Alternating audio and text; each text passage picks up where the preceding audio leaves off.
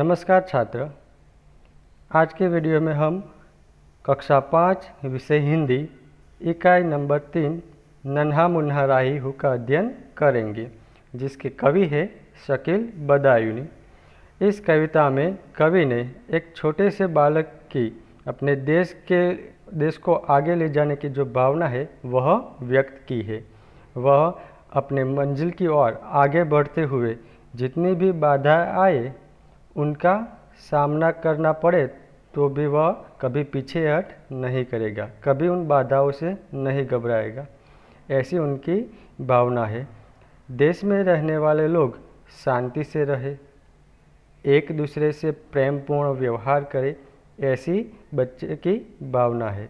तो चलो आइए देखते हैं कविता नन्हा मुन्ना राही हूँ।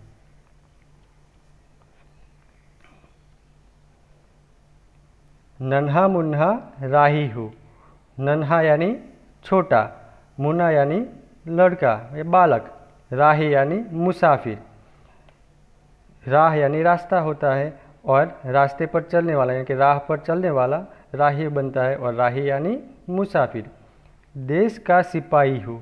सिपाही यानी सैनिक, एक बाल सैनिक, छोटा लड़का देश का सिपाही है, उसे देश के लिए एक सिपाही बनने की इच्छा है।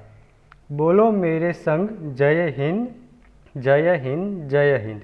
वह अपने संग जय हिंद का नारा बोलने को कहता है। तो यहाँ पर कवि इस बालक के द्वारा कहना चाहते हैं कि मैं देशभक्ति के रास्ते चलने वाला छोटा सा मुसाफिर हूँ।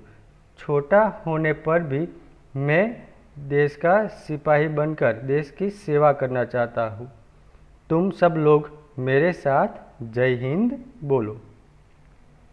रास्ते पे चलूँगा न डर डर के, चाहे मुझे जीना पड़े मर मर के। रास्ते पर, वह राह पर जब चलता है तो बिना डरे यानी निडर होकर चलना चाहता है। कैसे चलना चाहता है? निडर होकर। चाहे मुझे जीना पड़े मर मर के, यहाँ पर मुहावरा है मर मर के। मर मर के जीना यानी बहुत कष्ट सहन करते हुए जीना। वह कहता है कि मैं अपनी मंजिल की ओर आगे बढ़ते वक्त बिना डरे हमेशा आगे बढ़ता ही रहूँगा। चाहे मुझे कष्ट सहन करते हुए भी क्यों न जीना पड़े, लेकिन मैं कभी पीछे हट नहीं करूँगा। मंजिल से पहले न लूँगा कहीं दम, आगे ही आगे बढ़ाऊँगा कदम। मंजिल, मंजिल यानी ध्येय, लक्ष्य। वह कभी लक्ष्य से पहले, अपने ध्येय के पहले दम नहीं लेगा। दम यानी सांस, आराम नहीं करेगा, रुकेगा नहीं। वह हमेशा आगे बढ़ता ही रहेगा। आगे ही आगे बढ़ाऊँगा कदम। मैं हमेशा अपने कदम, कदम यानी पैर, अपने चरण हमेशा आगे बढ़ाता रहूँगा। दाहिने बाएं थम। दाहिने, दाहिने यानी राइट साइड, जमनी बाजू। बाएं यानी लेफ्ट साइड, दाबी बाजू। इसका कहने का अर्थ है कि दाहिने बाएं यानी एक के बाद एक कदम मैं रखता जाऊंगा और आगे ही आगे बढ़ता जाऊंगा। धूप में पसीना मैं बहाऊंगा जहाँ, हरे हरे खेत लहराएंगे वहाँ। धूप, धूप यानी सूरज की रोशनी, सूरज का प्रकाश। सूरज के प्रकाश में वह पसीना बहाएगा। पसीना बहाना मुहावरा है। इसका अर्थ होता है कि कड़ी मेहनत करना। वह जब कड़ी मेहनत करेगा तब हरे हरे खेत लहराएंगे। यहाँ पर किसान को संबोधित करके यह काव्य पंक्ति लिखी गई है कि जिस तरह से किसान है वह अपने खेत में कड़ी धूप में भी मेहनत करता है और मेहनत की वजह से अपने खेत में हरी हरी फसल पैदा होती है। तो किसान का काम भी एक सैनिक से कम नहीं है। जिस तरह से एक सैनिक देश की सेवा करता है, दुश्मनों से देश को बचाता है, उसी प्रकार देश के लोगों का पेट किसान भरता है। वह कड़ी धूप में मेहनत करके अपने खेत में फसल पैदा करता है और उनसे ही हम अपना जीवन जीते हैं। वह जो हमें अन्न देता है उसी से हम जिंदा रहते हैं। तो किसान भी एक तरह से देश का सिपाही हुआ। तो यहाँ पर किसान को संबोधित करके ये बात कही गई है। धरती पे पापी न पाएंगे जन्म, आगे ही आगे बढ़ाऊंगा कदम। कहता है कि मैं इस धरती यानी दुनिया, ये पृथ्वी, ये संसार हमारा, इसके ऊपर कोई पापी यानी दुष्ट, जो बुरे लोग हैं, वह कभी जन्म का मतलब है जन्म नहीं ले पाएंगे। और आगे ही आगे बढ़ाऊंगा कदम, और मैं अपने कदम आगे बढ़ाता रहूँगा। मैं ऐसे काम करना चाहता हूँ कि इस दुनिया में, इस धरती पर कोई बुरे लोग पैदा ही न हो, जो भी हो सब अच्छे लोग हो, और सभी अच्छे लोग एक दूसरे से मिलजुल कर प्रेमपूर्ण व्यवहार करें, ऐसी मेरी इच्छा है। दाहिने बाएं थम, यानी एक के बाद एक कदम रखता जाऊंगा और आगे ही आगे बढ़ता जाऊंगा। बड़ा होके देश का सहारा बनूंगा, दुनिया की आंखों का तारा बनूंगा। वह बड़ा होकर क्या बनना चाहता है? देश का सहारा यानी आधार। वह बड़ा होकर देश का आधार बनना चाहता है, देश को मदद करना चाहता है। और दुनिया की आंखों का तारा बनूंगा। आंखों का तारा यानी बहुत प्यारा। हमें जो सबसे अच्छा लगता है तो उसके लिए मुहावरा प्रयोग कर सकते हैं, ये मेरे आंखों का तारा है। तो वह नन्हा बालक है, वह ऐसे काम करेगा कि इस दुनिया के सभी लोगों का प्यारा बन जाएगा, और प्यारा बनेगा तो इसी तरह से वह आंखों का तारा बनेगा। तो वह देश के लिए एक सहारा बनना चाहता है, देश को मदद करना चाहता है। रखूँगा ऊंचा तिरंगा हरदम, वह अपना तिरंगा यानी हमारा राष्ट्र ध्वज, नेशनल फ्लैग, उसे तिरंगा क्यों कहा है मालूम है? क्योंकि इसमें 3 रंग होते हैं। कौन कौन से? तो ऊपर केसरी, बीच में सफ़ेद और नीचे हरा। 3 रंग होने की वजह से हम इसे तिरंगा कहते हैं। क्या आपको मालूम है 3 रंग का अर्थ क्या होता है? सबसे ऊपर जो केसरी रंग है वह है वीरता का और बलिदान का प्रतीक है। बीच में जो सफ़ेद रंग है वह शांति का प्रतीक है, और नीचे हरा रंग है वह हरियाली और समृद्धि का प्रतीक है। इस तरह से हमारे राष्ट्र ध्वज में 3 रंग है, और 3 रंगों की वजह से हम इसे तिरंगा कहते हैं।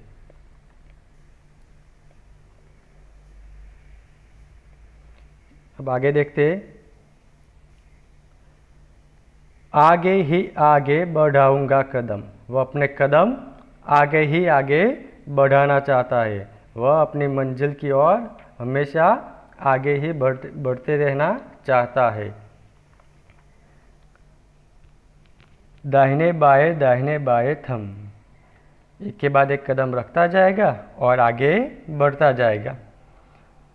शांति की नगरी है मेरा यह वतन, सबको सिखाऊंगा मैं प्यार का चलन। यहाँ पर शांति की नगरी किसके लिए कहा है? अपने देश के लिए, अपने वतन के लिए यहाँ पर कहा है। वतन यानी अपना देश। सबको सिखाऊंगा मैं प्यार का चलन, सबको वह प्यार का चलन सिखाना चाहता है। चलन यानी व्यवहार, आचरण। जो अच्छा व्यवहार करता है वह, तो वह सबके साथ कैसा व्यवहार कराना चाहता है? प्यार भरा व्यवहार, मिलजुल कर रहे ऐसा व्यवहार वह कराना चाहता है। अगर देश में सभी लोग एक दूसरे से मिलजुल कर रहेंगे तो अपने आप चारों ओर प्यार का आचरण हो जाएगा। दुनिया में गिरने नहीं दूंगा कहीं बम, आगे ही आगे बढ़ाऊंगा कदम। वह दुनिया में, इस पृथ्वी पर कहीं भी बम नहीं गिरने देगा। बम नहीं गिरने देने का अर्थ है कि कहीं पर भी लड़ाई झगड़ा नहीं होगा। अगर सभी लोग एक दूसरे से मिलजुल कर रहेंगे तो लड़ाई की तो बात ही नहीं आएगी। तो इस तरह से वह नन्हा बालक है, वह दुनिया में कहीं भी बम नहीं गिरने देगा। आगे ही आगे बढ़ाऊंगा कदम, और हमेशा अपनी मंजिल की ओर आगे ही आगे बढ़ते रहना चाहता है। तो इस तरह से इस कविता में कवि ने एक बाल सैनिक की अपनी भावना है, अपने देश के लिए जो इच्छा है वह कविता के माध्यम से यहाँ पर व्यक्त की है। तो यह थी हमारी कविता नन्हा मुन्ना राही हूँ।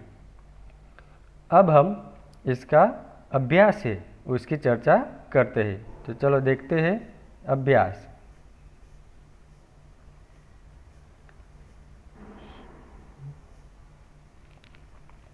ऐसे अभ्यास में पहला है प्रश्न, उत्तर दीजिए। तो पहला प्रश्न, ऐसे कार्य बताओ जो तुम देश सेवा के लिए करना चाहते हो या करते हो। तो यहाँ पर कह सकते हैं कि ऐसे कार्य है जो मैं देश के लिए या देश सेवा के लिए करना चाहता हूँ, जिसमें मैं किसी से लड़ाई झगड़ा नहीं करूँगा, कूड़ेदान में हमेशा कूड़ा डालूँगा, पानी का व्यय यानी उसका दुरुपयोग कभी नहीं करूँगा, पानी की बचत करूँगा, बिजली की बचत करूँगा, और अच्छी तरह से पढ़ाई करके मैं एक अच्छा इंसान बनूँगा। तो इस तरह से हम देश के लिए भी कुछ कर सकते हैं। दूसरा प्रश्न है, अगर तुम सिपाही होते तो क्या करते। तो अगर मैं सिपाही होता तो सरहदों पर डटकर दुश्मनों से देश को बचाता, किसी भी मुसीबत में मैं राष्ट्र का द्रोह न करता। राष्ट्र का द्रोह यानी राष्ट्र के बुरा कभी नहीं सोचता। आपत्ति के समय मेरे प्राण भी अगर चले जाए, यानी मुसीबत में प्राण देकर भी वह देश सेवा करता। तो इस तरह से अगर हम सिपाही होते तो यह करते। आगे का प्रश्न है, एक सैनिक लड़ते लड़ते घायल हो गया तो वह क्या सोचता होगा। एक सैनिक की व्यथा यहाँ पर पूछी गई है। तो आप कह सकते हैं कि अगर मैं घायल हो जाता तो अंत तक जूझता रहता, अपने शरीर में जब तक प्राण होते मैं दुश्मनों से लड़ता रहता। और अगर मेरे साथी सैनिक जो है वह मेरे घायल होने से या मेरी मृत्यु होने से दुखी न हो, इस बात से चिंतित रहता। तो एक घायल सैनिक यह सोचता है। इस गीत में बच्चे द्वारा देश के लिए कुछ काम करने की भावना व्यक्त हुई है। इस गीत पढ़कर बताओ क्या होगा जब पहला प्रश्न है कि बच्चा धूप में पसीना बहाएगा। यहाँ पर जो बच्चे की भावना व्यक्त हुई है उसी के बारे में कहा गया है। तो पहला है बच्चा धूप में पसीना बहाएगा। तो धूप में पसीना बहाएगा तो क्या होगा, तो हरे हरे खेत लहराएंगे, देश समृद्ध हो जाएगा, दुनिया में कहीं बम नहीं गिरेंगे। तो दुनिया में कहीं बम नहीं गिरेंगे तो दुनिया में शांति बनी रहेगी और किसी को किसी भी प्रकार का नुकसान नहीं होगा। बच्चा मंजिल से पहले कहीं दम नहीं लेगा तो उसे मंजिल अवश्य प्राप्त होकर ही रहेगी, वह आगे ही आगे बढ़ता ही जाएगा। धरती पर पापी जन्म नहीं लेंगे तो दुष्कर्म खत्म हो जाएंगे और धरती पर स्वर्ग उतर आएगा। अगर कोई पापी ही नहीं होंगे, बुरे लोग ही नहीं होंगे तो चारों ओर प्रेम पूर्ण व्यवहार ही होता रहेगा और इसी तरह से ये पूरी दुनिया एक स्वर्ग जैसी बन जाएगी।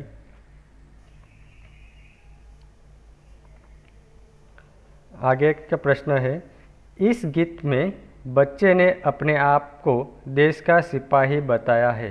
तुम भी बड़े होकर कुछ न कुछ बनना चाहते होंगे, तो बताओ तुम क्या बनना चाहते हो। तो यहाँ पर दो प्रश्न है। पहला है बड़े होकर तुम क्या बनना चाहते हो। तो बड़े होकर सबकी अलग अलग इच्छा होती है। कोई कहेगा मैं शिक्षक बनना चाहता हूँ, कोई कहेगा मैं सिपाही बनना चाहता हूँ, कोई कहेगा मैं डॉक्टर बनना चाहता हूँ, कोई कहेगा मैं एक अच्छा किसान बनना चाहता हूँ। क्योंकि ये सभी देश की सेवा में अपना योगदान देते हैं। तो सभी लोग की इच्छा अलग अलग होती है, तो उसी तरह से आप भी अपनी इच्छा यहाँ पर बता सकते हैं। क्यों बनना चाहते हो?